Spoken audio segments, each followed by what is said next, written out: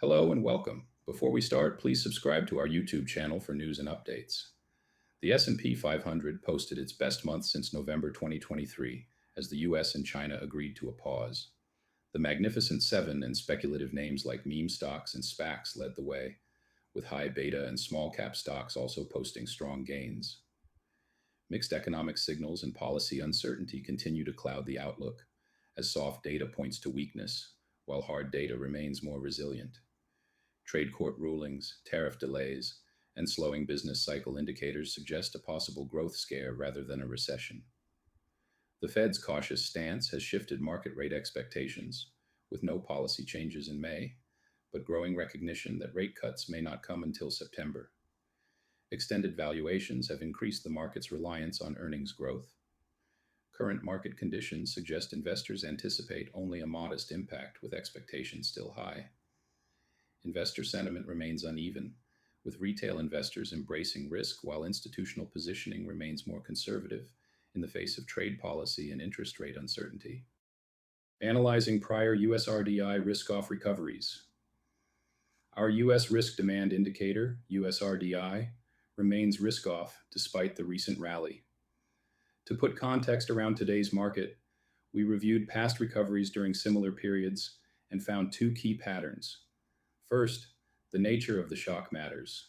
Multidimensional events like the dot-com bust, 2000-2001, and the 2008 financial crisis typically lead to deeper, longer risk-off periods, while one-dimensional events like the 2002 accounting scandals or 2011 debt ceiling standoff often allow for quicker rebounds. The COVID pandemic was an exception due to extraordinary policy support.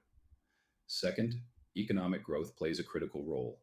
For example, strong growth during the 2004-2005 period helped limit drawdowns despite Fed tightening, while fiscal austerity in 2011 and tariffs in 2018 weighed on recoveries. Even when shocks appear contained, weak growth can cause markets to trade sideways for extended periods. As a recap for May, stocks build on April rally. The S&P 500 gained plus 6.3% in May, its strongest monthly return since November 2023. Market leadership was top-heavy with the Magnificent Seven stocks returning nearly 114%. Technology led all sectors, which in turn boosted the growth factor and the Nasdaq 100. Risk appetite was evident across asset classes. The small size factor posted a solid plus 5.2% return, signaling investors' preference for a unique mix of mega-cap tech and riskier small caps. The high beta factor gained plus 11%, and high-yield corporate and convertible bonds outperformed the bond aggregate index.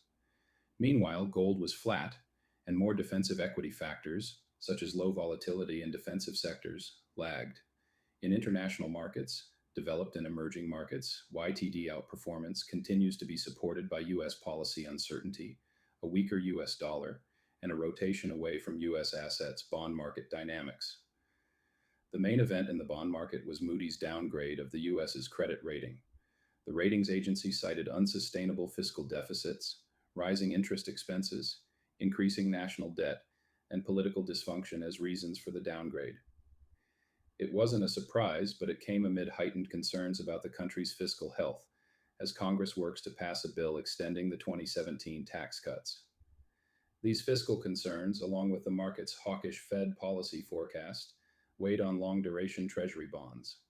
The 30-year Treasury yield rose above 5%, reaching levels last seen in early 2007, as yields moved higher across the yield curve. In the corporate bond market, investment-grade and high-yield bonds benefited from continued spread tightening as trade tensions eased. While spreads have expanded since the start of the year, they remain very tight compared to the past 20 years. A word about Fed policy and interest rate outlook. Fed remains on hold. The central bank held rates steady in May and continues to emphasize a cautious approach. Throughout the month, Fed speakers reiterated the need for patience due to ongoing policy uncertainty and inflation risks tied to tariffs. While they haven't ruled out rate cuts later this year, officials stressed that any decision will depend on incoming data. Our base case remains that, barring a major economic shock, rates are likely to stay on hold this summer. As mentioned last month, we expect the Fed to wait for hard data to deteriorate before acting, which raises the risk of cutting too late. Market lowers rate cut expectations. Investor expectations for rate cuts have shifted significantly, with the forecast dropping from 4 to 2 cuts, and the anticipated timing of the first cut shifted from June, July to September. This change reflects the Fed's recent messaging. Forecasts are likely to remain volatile as the market and the central bank navigate an uncertain macroeconomic and policy environment. Corporate earnings and valuations remain extended. The S&P 500's next 12-month NTM PE multiple rose above 21 times in May after falling to 18 times in early April. A falling VIX, tighter corporate credit spreads, and net inflows drove the expansion. Following the recent move, the index's NTM PE multiple is well above its 20-year median of 16 times. With valuations extended, the market is more reliant on earnings growth to sustain the rally. Earnings estimates stabilize, but questions remain. Since the start of the year, analysts have lowered earnings estimates for the next 5 quarters. Analysts have slashed 2025 estimates, with most of the negative revisions occurred in April. While revisions' breadth improved in May, net revisions remain negative. The earnings outlook remains highly uncertain due to policy risks and tariffs, with soft data weakening. Our quantitative S&P 500 earnings indicator, USEPS, which uses macro data to forecast next 12-month earnings, is in line with consensus, but both are trending lower as soft data deteriorates. The question is whether hard data will follow and slow earnings growth. Market outlook. Bullish talking points. The market staged a COVID-style rebound over the past 2 months and currently sits less than 4% below all-time highs. What catalysts could keep the rally going? Solid earnings growth, particularly among AI-related companies, and continued above-trend GDP growth.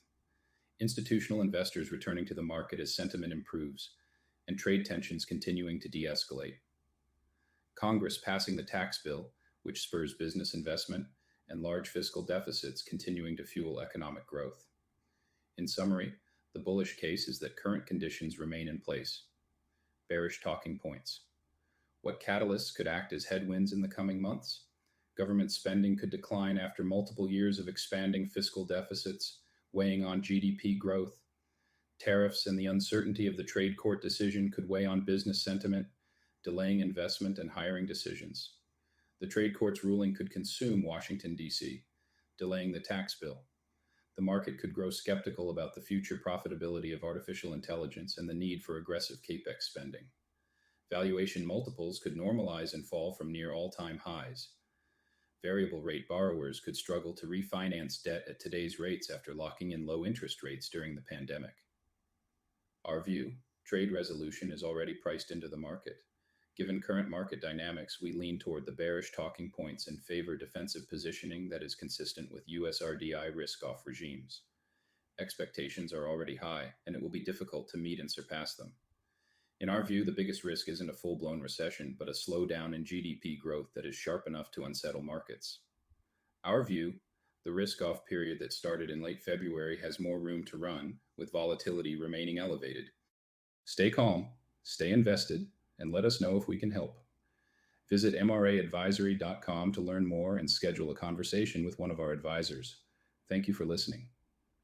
For additional information, please visit our website